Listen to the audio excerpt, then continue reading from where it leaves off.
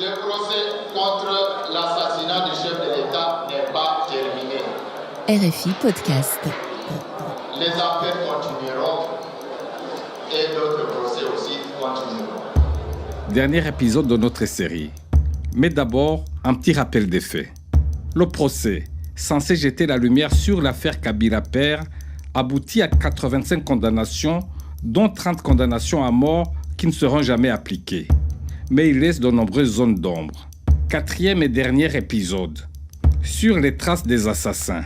L'assassinat de Laurent-Désiré Kabila, un thriller congolais. Dans ce dossier, Arnaud, à défaut d'une vérité judiciaire, beaucoup de choses ont été dites ou fantasmées. Qu'est-ce qu'on sait pour sûr ? D'abord, on sait pour sûr que Laurent-Désiré Kabila a été tué par balle tirée à bout portant par Rachidi Mouzélé, un de ses gardes du corps, dans son bureau le 16 janvier 2001, qu'il a saigné abondamment et qu'il est mort sur le coup. Si je comprends bien, Rachidi tue donc Mzee Kabila, sort en courant, se fait intercepter par un autre garde, Chiribagoula, qui le blesse, et l'aide au camp de Kabila et dit qu'à peine vient l'achever. Mais Rachidi devait avoir un plan de fuite. D'ailleurs, on s'en rappelle, un chauffeur de taxi est venu témoigner lors du procès. Revenons sur certains éléments que nous avons déjà évoqués. Les services de sécurité apprennent donc par les autres gardes que Rachidi et Mirindi fréquentaient un homme d'affaires libanais, Bilal Héritier Bakri, qui sera immédiatement soupçonné. Ils se rendent alors dans l'appartement où il habite, mais ils ne le trouvent pas. Et donc, à sa place, ils embarquent 11 de ses frères, cousins et voisins qui vivent dans l'immeuble. Ils les emmènent et vont les exécuter sans autre forme de procès. Un autre homme est arrêté quelques jours plus tard, le major Bora, qui est emmené lui aussi à la prison secrète GLM. Et c'est là qu'on assiste à la première évasion. Oui, Antoine Voumilia nous l'a raconté dans l'épisode 2. Et donc, d'après toi, ceux qui s'évadent étaient les principaux suspects. C'est ce que dira plus tard le chef de la première commission d'enquête, Luonge Kabinda-Ngoy. Il accuse alors ses gardes et Héritier le Libanais d'avoir agi en collusion avec le RCD. Le RCD, c'est le Rassemblement congolais pour la démocratie, le groupe rebelle qui contrôle l'est du Congo avec le soutien du Rwanda. Oui, mais la commission ne fournit pas de preuves. Ce qui est sûr toutefois, c'est que dès leur évasion, Bora, Bahati et Mirindi ont tous traversé pour Brazzaville et ont ensuite regagné le Rwanda puis l'est du Congo où ils ont rejoint les rangs du RCD. D'ailleurs, bien plus tard, dans le cadre des accords de paix, le RCD a présenté le nom de Bora afin qu'il retrouve un poste de général dans l'armée congolaise et le président Joseph Kabila a posé son veto. Mais tout ça, ce ne sont pas des preuves. Je te le concède, mais ce n'est pas tout. J'ai passé beaucoup de temps en reportage dans l'Est du Congo. Et lors d'une visite au siège du Rassemblement congolais pour la démocratie, le RCD, à Goma, en 2004, qui est-ce que je vois dans la cour de la parcelle ? Un homme de petite taille, musclé, aux cheveux très courts et au teint hâlé. Héritier, le Libanais en personne. Bilal Bakri, mieux connu sous le nom de Héritier. À l'époque, je ne m'intéressais pas de très près au dossier de l'assassinat de Laurent-Désiré Kabila. Comme je l'ai dit, pour nous, les rares correspondants de presse qui couvrions l'actualité de la région au quotidien, le processus de paix, émaillé par des longs épisodes de guerre dans l'est du Congo, nous a totalement détournés de l'assassinat. Mais Héritier s'approche de moi. Il me tend une poignée de main franche et me dit, les yeux dans les yeux, « Tu ne me connais pas ? Je m'appelle Héritier. C'est moi qui ai tué Kabila. » Et il s'éclipse. Donc, tout ce petit groupe a repris du service auprès du RCD. Oui, et quelques années plus tard, en 2008, le nom de Bilal Héritier Bakri refait surface. Il est mentionné dans un rapport confidentiel du groupe d'experts des Nations Unies sur le pillage des ressources en République démocratique du Congo.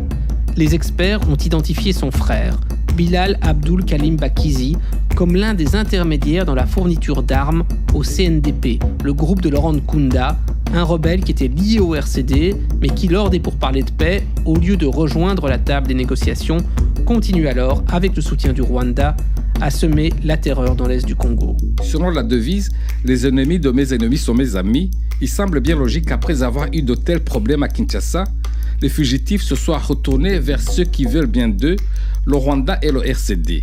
Mais cela n'incrimine pas ces derniers. Allons-y pas à pas. Dans le cadre de mes enquêtes, je suis allé à la recherche de Georges Mirindi, l'ami de Rachidi. Il a quitté les rangs du RCD et il a obtenu le statut de réfugié en Suède, tout comme les autres évadés du dossier. Là, nous quittons un moment l'Afrique centrale pour les grands froids. Dans le nord de la Suède, dans une petite ville de garnison enneigée où se trouve une base militaire, on y croise des véhicules militaires suédois montés sur chenilles à neige et sur les ronds-points, des vieux avions de chasse qui font office de statues. C'est une région sous-peuplée où la Suède installe de nombreux réfugiés politiques qu'elle accueille. J'y ai rencontré Mirindi et je l'ai interviewé longuement. Il était très nerveux et m'a fait des réponses difficiles à suivre. C'est pas facile d'avoir une idée. On peut juste lire la presse. Qu'est-ce que la presse Pourtant pour nous c'est très clair. Rachidi a tué Kabila. Et Rachidi est sorti en courant. Si. Et puis il a été abattu par Shirimakula qui l'a tiré dans les pieds. Oui. Et puis ensuite Idi Kapen est venu, il l'a exécuté. Mais Rachidi devait quand même avoir un plan de fuite qui n'a pas fonctionné. Et peut-être que vous étiez dans ce plan de fuite. On peut dire ça. Quand les gens veulent dire quelque chose, vous ne pouvez pas les empêcher de dire ce qu'ils veulent dire, mais la vérité est autre. Comme il ne confirme rien à l'époque, nous l'avons recontacté.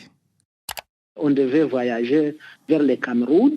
C'est pendant que j'étais à la maison chez moi, je venais de prendre les carburants. Et puis, à la maison chez moi, voilà, j'ai entendu des coups de feu sur mon Motorola. Et puis, voilà, c'était ça. Là, j'accours vers le palais de Marbre. Les entrées et les sorties sont fermées. Je suis en tenue civile. Et à partir de là, ils m'ont arrêté.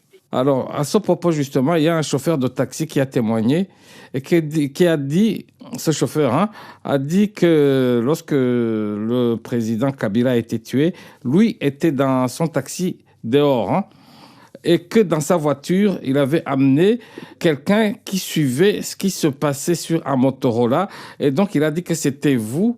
Est-ce que c'est vrai, c'est faux? C'est vrai, c'est faux. Mon cher Esdras, cette histoire-là, imaginez-vous que cela soit proche de la réalité et que je sois arrêté. La première des questions qui pouvaient m'être posées, c'était exact. Ça devrait être en relation avec ces chauffeurs qui prétendent m'avoir conduit. Et ça, ces chauffeurs-là a été inventé lorsqu'il fallait effectivement lier les massacres des Libanais à la mort du chef de l'État. Et ces chauffeurs-là a été inventé plus tard. D'ailleurs, ça doit être durant les procès. Vous venez d'aborder la question des Libanais. Est-ce que vous connaissiez Héritier Bilal Bakri? Est-ce que vous le connaissiez avant l'assassinat de Kabila? Effectivement, je le connais. C'est un ami. J'ai connu Héritier Bilal Bakri à l'aéroport de Ngili. C'était comment? Le président de la République était malade. Je n'ai pas de téléphone. Voilà comment je me rends vers le bureau d'un certain Lumbu à l'aéroport pour que je puisse communiquer avec Mouzé. Là, dans le bureau de M. Lumbu, qui était directeur de, je ne sais pas, un service là militaire ou de service de sécurité là-bas à l'aéroport, c'est là que je croise M. Lumbu assis avec un Libanais ou un Blanc. J'expose à M. Lumbu mon problème. Alors Lumbu, au point de sortir son téléphone, c'est le Libanais qui sort son téléphone le premier. Lumbu me dit, oui Georges, prends le téléphone pour lui d'appeler. J'appelle le numéro de Mzé, c'est Madame Nelly Tuite qui répond au téléphone. J'ai appelé, donc vous comprenez, avec le numéro de ces Libanais. Voilà comment j'ai connu Héritier. Plus tard maintenant, on va nous arrêter encore avec Héritier. Héritier aurait reçu un ami intime de Massassou. Depuis Boulouo, Massassou envoyait des lettres contrôlées par la prison, avait caché CICR. Massassou envoyait des lettres à ses amis à Kinshasa, à sa famille, dont M. Héritier le Libanais. Quelles étaient les relations entre Bora et Héritier? Est-ce que vous les aviez vus ensemble? Ils avaient des relations? Je ne connaissais même pas Bora. J'ai vu Bora pour la première fois. Quand moi j'étais sous les tortures, j'entends il y a un Bora qui est là-bas dans la cave. C'est là que j'ai entendu parler de Bora pour la première fois. Donc à Kinshasa, je ne savais pas qu'ils se connaissaient. J'ai su par la suite, quand nous avions survécu maintenant, c'est là que j'ai su qu'ils étaient aussi des proches. Antoine Vumilia était dans la même cellule que Georges Mirindi lorsqu'il s'est évadé de la prison secrète.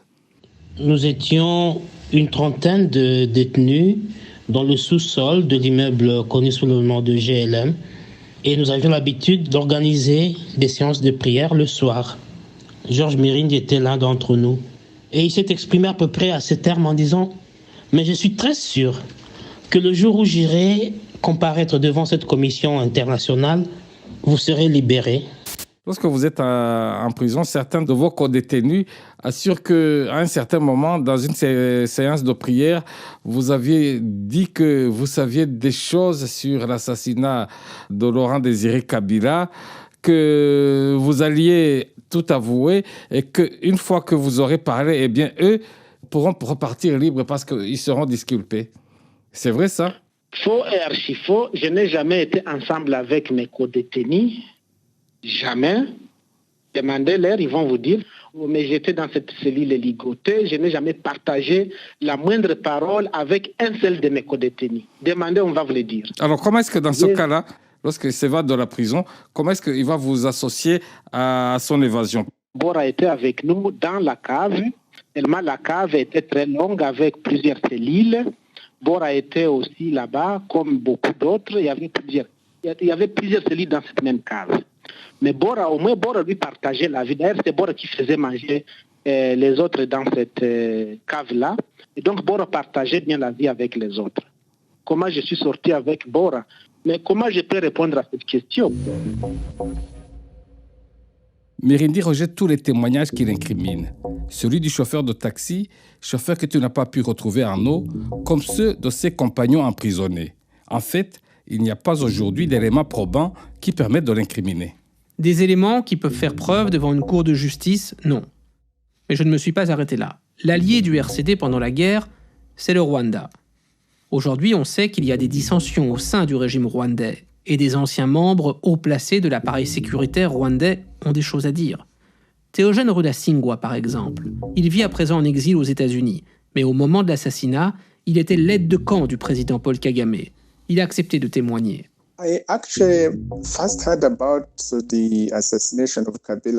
J'ai entendu parler pour la première fois de la mort de Kabila alors que j'étais au secrétariat du FPR à Kigali, au Rwanda. C'était pendant une réunion avec d'autres officiers militaires, une réunion dont l'objet n'était pas le Congo.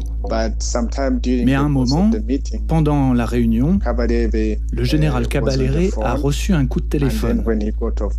Et quand il a raccroché, il nous a informé que le président Kabila avait été assassiné. Donc c'est via Kabalere lui-même que je l'ai entendu pour la première fois. C'était le jour même de l'assassinat et en temps réel. Mais je me rappelle une anecdote que j'aimerais partager avec vous, dans laquelle le chef de la sécurité du président Kagame, Tom Byabagamba, qui a depuis été mis en prison depuis un moment, et en tant que directeur de cabinet, je travaillais en collaboration avec la sécurité de manière quotidienne. Il y avait entre nous une relation de confiance réciproque. Et je me souviens que Tom Byabagamba réfléchissait à voix haute, alors que nous n'étions que tous les deux dans le bureau. Et il a fait un commentaire en disant « Monsieur, est-ce qu'on doit toujours tuer les gens avec lesquels nous ne sommes pas d'accord ?» Et moi je lui ai dit « Que veux-tu dire ?» Il me répond « Est-ce qu'on devait tuer Kabila ?» Alors j'ai souri et j'ai répondu « C'est la situation dans laquelle nous nous trouvons depuis un certain temps maintenant. » C'est quelqu'un qui est entré en opposition au régime. Il peut donc avoir un intérêt à salir le pouvoir rwandais. Mais Arnaud, tu nous as aussi dit que les relations n'étaient pas au beau fixe avec l'autre acteur fort de la région, l'Angola. N'est-ce pas une autre piste possible? Certains ont parlé de l'implication de l'Angola à cause du geste de Idi Kapend. Kapend vient d'une ethnie congolaise transfrontalière de l'Angola. Et il est vrai aussi que l'Angola ne faisait plus confiance à Laurent Désiré Kabila. Il ne tenait pas le pays, et l'Angola craignait que son ennemi d'alors, le rebelle Jonas Savimbi, qui contrôlait le nord de l'Angola, ne parvienne à se recréer une base arrière au Congo, comme ce fut le cas à l'époque du régime Mobutu. Mais l'Angola n'avait personne d'autre sur qui miser, et Idi Kapend n'a pas tenté de prendre le pouvoir. Il est resté fidèle au clan Kabila. Il n'y a donc rien qui incrimine l'Angola en réalité. Il reste un acteur dont on a peu parlé, les États-Unis. Comme pour Patrice Lumumba 40 ans plus tôt, l'assassinat est intervenu entre deux mandats présidentiels américains. Le 16 janvier 2001, le président démocrate Bill Clinton était en fin de mandat. Et le mandat du président élu George W. Bush n'avait pas encore commencé. On était donc dans cette période de latence entre deux administrations où tous les coups sont possibles. Et il y a cette carte de l'attaché militaire de l'ambassade américaine, le colonel Sue Ann Sandusky, qui, d'après le tribunal, a été retrouvé dans les affaires de Rachidi. As-tu suivi cette piste? Oui, je suis allé rencontrer le colonel Ann Sandusky en Allemagne, au siège du commandement Afrique de l'armée américaine. Elle a reconnu qu'elle avait par le passé rencontré certains des gardes du corps, qu'elle leur avait offert des bières et aussi qu'elle avait quitté le pays la veille de l'assassinat. Elle affirme qu'elle était arrivée en fin de mission et que c'était une totale coïncidence. Il n'est pas très surprenant qu'une attachée de défense noue des relations avec les anciens Kadogo de Massassou, qui sont mécontents. Cela fait partie de son travail pour prendre le pouls de la situation du pays où elle est en poste. Alors, a-t-elle joué un rôle réel, financier ou opérationnel dans l'assassinat? Je n'ai pas d'éléments concrets pour soutenir cette thèse. La presse congolaise a aussi mentionné le nom d'une certaine Rebecca Gaskin, une ressortissante américaine elle aussi, qui avait un poste de directrice à la Standard Bank de Kinshasa. Sa banque aurait accueilli un transfert suspect qui aurait pu servir à financer l'assassinat, d'après la presse. Le nom de Rebecca Gaskin a d'ailleurs ressurgi bien des années plus tard, en 2008, en lien avec un coup d'État manqué en Guinée équatoriale. Donc pour toi, les Américains sont-ils impliqués ou non? Que Kabila avait des relations exécrables avec les Américains, cela est indéniable. Qu'ils voulaient sa perte, c'est très probable. Qu'ils aient participé au complot qui a effectivement conduit à sa mort, je l'ai pensé à un moment donné. Mais j'ai eu un échange avec quelqu'un qui savait beaucoup de choses et qui m'a fait changer d'avis. C'est un certain Patrick Karegeya. Ah oui, Karegeya. C'est l'ancien chef des renseignements rwandais qui sera retrouvé mort étranglé dans une chambre d'hôtel à Johannesburg en 2014. Tombé en disgrâce 8 ans plus tôt, il s'était exilé en Afrique du Sud où il est devenu un des plus farouches opposants de Kigali. La justice sud-africaine accuserait d'ailleurs le Rwanda d'être derrière son meurtre. Celui-là même. Il était donc chef des services de renseignement du Rwanda au moment de l'assassinat de Mzee Kabila. Au cours de mes enquêtes, je suis allé le rencontrer une première fois en Afrique du Sud en 2010 et on s'est parlé par téléphone par la suite. Il n'a pas voulu s'épancher longuement, mais il m'a dit ceci. C'est nous qui avons tout organisé, pas les Américains. Et ensuite, on a réussi à faire évader ceux qui étaient impliqués. Nous, ça veut dire le Rwanda. Peut-être Arnaud, mais encore une fois, quel crédit peut-on accorder aux accusations d'un opposant si farouche? Je ne suis qu'un journaliste. Je n'ai pas les moyens d'un procureur qui peut faire suivre les suspects, les convoquer, les mettre en garde à vue, confronter leur point de vue, vérifier avec qui ils communiquent par téléphone, vérifier leur compte bancaire et avec qui ils échangent de l'argent. Donc, en effet, tout ce que j'ai réussi à collecter, c'est un faisceau d'indices et de témoignages qui jettent le doute sur le rôle d'un certain nombre de gardes du corps, de l'homme d'affaires libanais, des rebelles du RCD et du Rwanda. Tu sembles, Arnaud, avoir interrogé de nombreux acteurs qui sont potentiellement impliqués dans l'assassinat. Tu es allé jusqu'en Suède, tu as interrogé l'attaché de défense américaine de l'époque. Mais il y a une personne que tu n'as pas encore mentionnée et que de nombreux Congolais tiennent pour responsable de l'assassinat de Mzee Kabila. C'est Joseph Kabila, son fils. Et ceux qui l'accusent affirment que Joseph Kabila n'est pas le fils véritable de Mzee Kabila. Je vais te répondre très clairement. Que Joseph Kabila soit le fils biologique ou adoptif de Laurent-Désiré Kabila, je considère que c'est une affaire privée. Joseph Kabila est l'un des nombreux enfants que Mzee Kabila a reconnus et qu'il considérait comme son fils. Voilà pour la question de la filiation. Maintenant, concernant la séquence des événements. Le retour de Joseph Kabila à Kinshasa le soir de l'assassinat, la manière dont la succession a été organisée. Rien n'incrimine Joseph Kabila. Écoutez plutôt ce dernier témoignage. C'est celui de Stavros Papaioannou. À l'époque de l'assassinat, il dirige la compagnie aérienne congolaise Ewabora et à peine 2 heures après l'assassinat, il affirme s'être fait appeler par le chef d'état-major de l'armée rwandaise, le général James Kabarebe. Je reçois donc un appel d'un partenaire à moi et il me dit « je te passe quelqu'un ». Alors il m'a passé James Kabarebe. Donc, moi, je lui ai parlé, il m'a dit, voilà, parce qu'on se connaissait, puisque en 97, quand il y a eu la guerre et tout ça, j'avais beaucoup aidé à cette époque-là, la FDL pour son déplacement. Donc, je le connaissais.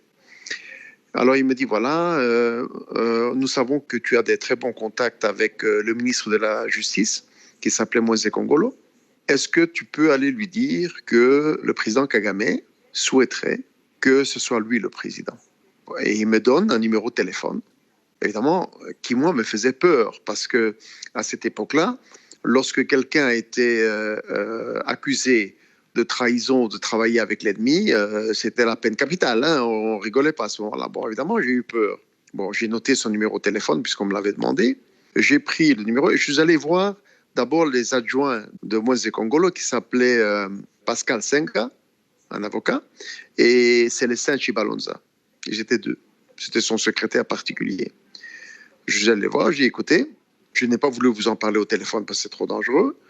Je dois parler au ministre de la Justice.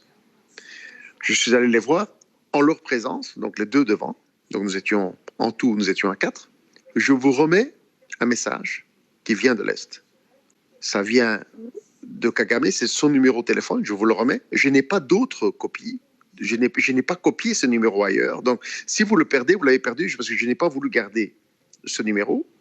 Je vous le remets, vous l'appelez et on me charge de dire qu'il souhaiterait que ce soit vous qui preniez la tête du pays, donc la présidence. Il m'a remercié, je suis parti. 1 heure après environ, bon, je ne suis pas très précis dans les heures, en tout cas, il m'a appelé, il m'a dit, écoute, est-ce que tu as un avion pour aller chercher Joseph Kabila qui se trouve à Lubumbashi? Donc j'ai appelé l'équipage, je leur ai demandé qui était en Mbuji-Mayi, je leur ai dit, écoutez, rentrez avec cet avion-là à Lubumbashi, avec les passagers qui sont dedans, puisqu'ils ne pourront pas de toute façon rentrer sur Kinshasa. Vous rentrez sur Lubumbashi, vous déposez tous les passagers à Lubumbashi et vous allez prendre là-bas Joseph Kabila et vous allez me l'amener ici à Kinshasa. Donc c'est ainsi que l'avion est rentré vers environ 1h du matin. Il est rentré à Kinshasa avec Joseph Kabila. Il rentre rappelé par l'entourage de son père qu'il a adoubé en son absence. Et à la première réunion, il demande « Je m'assois où ?» Et c'est Moïse Kongolo qui lui indique le siège laissé vacant par son père, assassiné la veille. Pour moi donc, rien dans les actions de Joseph Kabila ne l'incrimine. Et lorsque je l'ai interviewé une première fois, quelques semaines plus tard, j'ai été étonné d'avoir devant moi un jeune homme timide, qui maîtrisait mal le français et le lingala, et qui n'avait pas du tout l'air préparé à prendre le pouvoir, même si bien plus tard, il a tout fait pour le conserver. Donc je n'ai vraiment aucun élément qui me permette de penser que Joseph Kabila a participé à l'assassinat de son père. Aucun. Pour moi, le seul élément qui pose question, c'est cette relation entre Rachidi, les gardes du corps qui se sont évadés, Héritier, l'homme d'affaires libanais, le RCD et le Rwanda. Ça semble bien mince, Arnaud. Prenons les choses dans l'autre sens. Rachidi a tué Kabila. Donc vous imaginez quoi? Qu'il pensait sortir tranquillement du bureau de Mzé et rentrer chez lui? Il y a le témoignage du chauffeur de taxi, qui confirme la présence d'un complice qui l'attend à l'extérieur. Il y a le lien avec les Libanais, et tout ce monde qui se retrouve parmi les rebelles du RCD, soutenus par le Rwanda. Et enfin, les témoignages des anciens caciques du régime rwandais. C'est quand même une série d'éléments qui permettent de dessiner les contours d'un complot. RFI a contacté les autorités rwandaises pour leur demander une réaction. Et le porte-parole du gouvernement nous a répondu. Il déclare, je cite, que le gouvernement rwandais ne souhaite pas réagir à ces accusations. Il estime que c'est une affaire purement congolo-congolaise. Fermez les guillemets. Sous-entendu, Arnaud, que dans cette réaction, le Rwanda estime qu'il n'est concerné ni de près ni de loin par l'assassinat de Laurent Désiré Kabila. En somme, il reste de nombreuses zones d'ombre.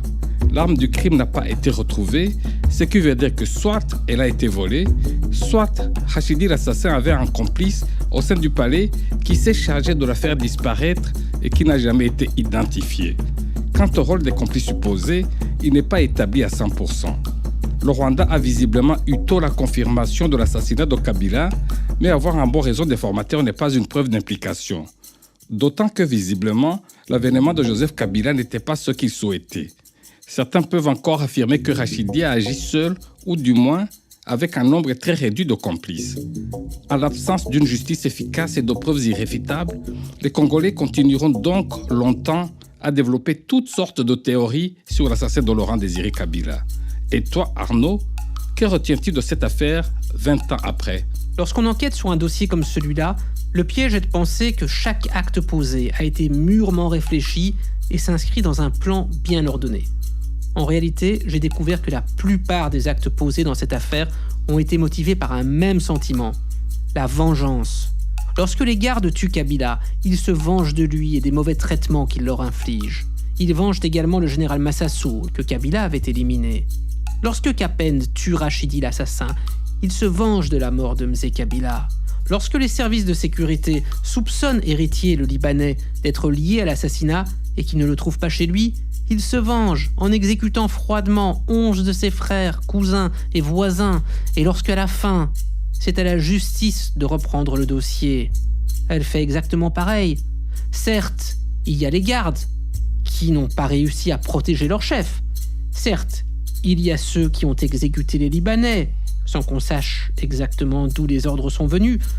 Mais tous les autres, les 85 prévenus, qui pour la plupart n'ont rien à voir avec l'assassinat, quand la justice les condamne aux peines les plus lourdes, elle se venge à son tour. Et en définitive, même le procureur, le colonel Charles Alamba, celui qui a condamné tous ces gens au nom du régime et qui était l'un des hommes les plus craints du régime Kabila, a à son tour subi la vengeance. 2 ans après le procès, des gens des services de police ont monté de toutes pièces un dossier contre lui. Il s'est retrouvé en prison, où il a fini par rendre l'âme. Il avait lui aussi été condamné pour un crime qu'il n'avait pas commis. Encore la vengeance. Sur les 85 détenus condamnés dans le dossier de l'assassinat Kabila, beaucoup sont morts au cours de ces dernières années. D'autres se sont évadés. Les 23 qui étaient encore en détention ont été récemment graciés par le successeur de Joseph Kabila, Félix Tshisekedi. 20 ans de prison, c'est long, 20 ans. Les mots manquent pour décrire l'injustice que Joseph Kabila a fait subir à ces gens. Chaque année, à la date anniversaire de l'assassinat, notre consoeur, la très regrettée Ghislaine Dupont, se faisait un devoir de rappeler leur sort sur l'antenne de RFI. Jusqu'à présent, le chef de l'État a fait la sourde oreille. Joseph Kabila ne souhaite ni la réouverture du procès, ni l'application de la loi d'amnistie en faveur des condamnés de Makala. Ghislaine Dupont, Kinshasa, RFI. L'ONG congolaise Azado a fait un travail remarquable. Elle a réussi à obtenir la condamnation du Congo par la Commission des droits de l'homme de l'Union africaine, qui en 2013 a sommé les autorités congolaises de libérer tous les condamnés et de les dédommager. Mais Joseph Kabila ne voulait rien entendre. Peut-on dire, Arnaud, qu'avec cette libération, c'est une page qui se tourne enfin? Oui, mais c'est encore incomplet. Les condamnés ont été graciés, mais pas réhabilités. Et tous ceux qui se sont évadés et qui ont été forcés à l'exil ne peuvent toujours pas retourner dans leur pays. Enfin se pose la question de la recherche de la vérité dans l'assassinat. Je te propose de laisser le mot de la fin à ceux qui sont encore en exil. Et mes enfants, ils sont tous suédois, ma femme suédoise, c'est moi, même qui n'a pas eu la nationalité. Je compte rentrer au pays parce que je n'ai rien fait, Zaitman. Moi, j'espère mon retour au pays. Je n'ai rien fait. Je suis innocente et je clamerai toujours mon innocence. Et aussi, en passant, je dis merci au président Félix Tshisekedi qui a pu signer les mesures de grâce. Et nous espérons qu'à l'avenir, il y aura des choses peut-être meilleures pour ces dossiers ici, parce que pour moi, je suis du côté de ceux-là qui réclament la réouverture du dossier. Cette mesure est insuffisante. D'abord déjà parce que la grâce présidentielle suppose que le procès était juste et équitable, ce que moi je conteste. La grâce, c'est pour les coupables, ce n'est pas pour des innocents. Et ensuite, cette mesure ne résout pas la question des personnes qui sont en exil, comme moi, qui restent exclus des bénéfices de la mesure de grâce. Et puis, sur le plan politique, cette mesure est insuffisante parce que on n'arrive toujours pas à trouver la réponse quant à la question de savoir qui a tué Laurent Désiré Kabila. Donc la vérité, pour le peuple congolais, reste encore à trouver. L'assassinat de Laurent Désiré Kabila, un thriller congolais. Une série de RFI écrite par Arnaud Zaitman et Esdras Ndikumana. Réalisation Nicolas Benita et Simon de Creuse. Au web, Steven Jambeau et Sinatou Saka. Un merci tout particulier à la Sonothèque de RFI. Une série à la mémoire de notre amie Ghislaine Dupont qui couvrait ce dossier pour RFI et fut assassinée au Mali le 2 novembre 2013 dans des circonstances qui demandent elles aussi à être totalement élucidées. RFI.